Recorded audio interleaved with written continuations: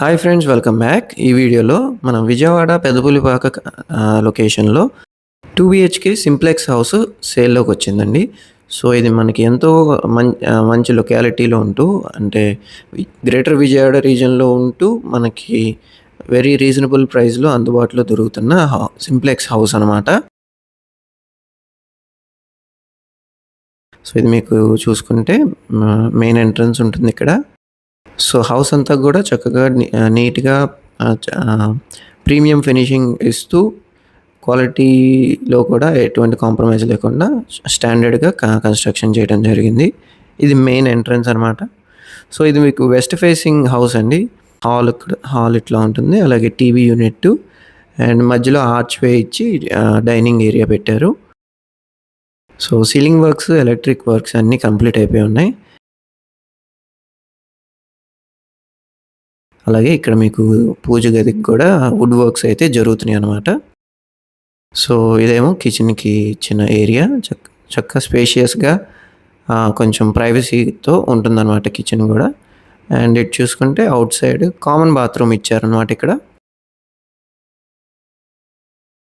And అలాగే మీకు wash area, washing machine పెట్టుకోవడానికి అండ్ బాల్కనీ ఏరియా అనమాట ఇది. ఇలాగే మీ ప్రాపర్టీ కూడా మా ఛానల్లో ప్రమోట్ చేయాలనుకుంటే ఈ స్క్రీన్లో ఉన్న నెంబర్కి కాంటాక్ట్ చేయగలరు. అండ్ ఇది చూసుకుంటే మాస్టర్ బెడ్రూమ్ అనమాట. సో విత్ అటాచ్డ్ బాత్రూమ్తో ఉంటుంది. మీకు చూసుకుంటే సీలింగ్ వర్క్స్ అన్నీ కంప్లీట్ అయిపోయి ఉన్నాయి, లైట్లు, ఫిట్టింగ్లు.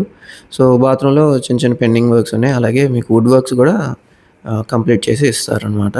అండ్ అలాగే ఇక్కడ మీకు నార్త్ ఫేసింగ్ కూడా ఎంట్రన్స్ డోర్ ఇచ్చారనమాట. ఇదంతా బాల్కనీ ఏరియా.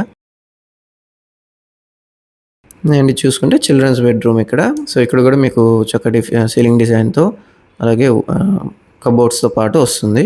సో ఈ హౌస్ అయితే 69 lakhs చెప్తున్నారండి. సో స్లైట్లీ నెగోషియేషన్ ఉండొచ్చు.